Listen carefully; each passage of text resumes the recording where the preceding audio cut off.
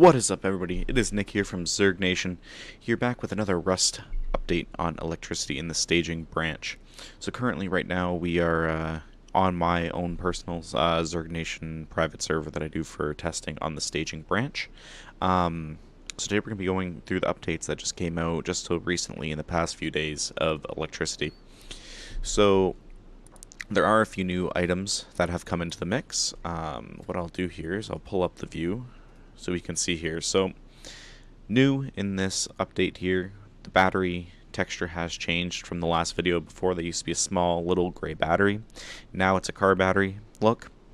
They have added electrical branches, root combiners, and blockers.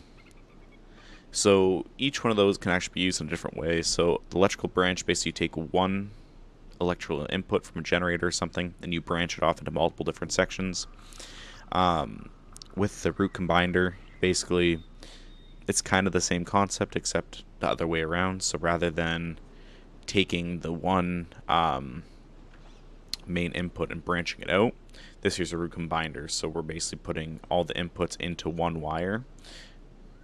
So it's a little bit different, and then the blocker basically will stop electricity whether or not it's armed. Other than that, they have done a lot of updates. They have added in lasers. So there are laser detectors now, which can actually become really useful. So here on Zerg Nation's test branch, I have made a little house. It's nothing special.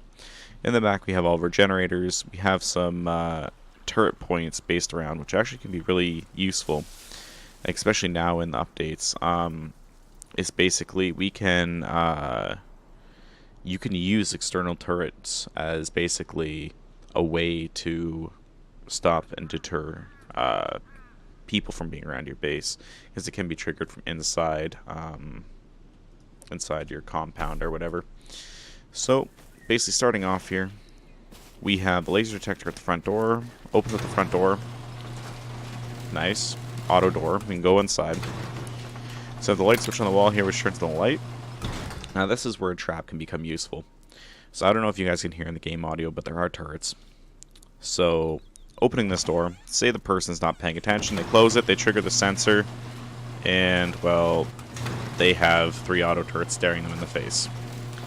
Now mind you, you can set up this so that that door opens on a timer and it stays open for 40 seconds or however long. I just have it to be a quick delay. But yeah, so basically you have 3 turrets staring you in the face. No person's going to survive past that. I can guarantee that. So yeah, so we have the lights here. Another big thing that's a breakthrough, at least for right now, is called cable tunnels. So these little cable tunnels here are... they basically allow you to pass things through the wall. So in the last update, I was able to just easily stick the cable through the wall. This isn't the case anymore. You have to actually have cable tunnels. And basically has 4 inputs, 4 outputs, and you're able to put it into different things. So, and pass-through now works with lights again. So in this case here, I'll just give this a little example here. So we're going to put a cable tunnel up there on the wall.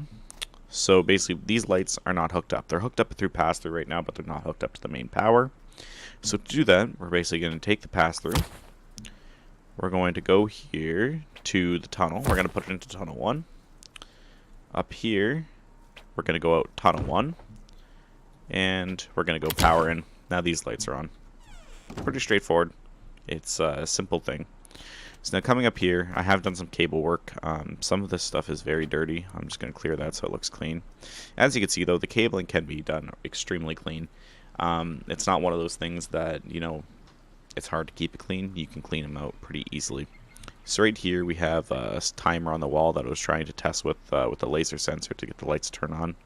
Didn't really work out so well, so I hooked it up to a switch. But all these are linked up through pass-through. So there's one main cable that's going up to the first light right there, and the rest is linked up through pass-through.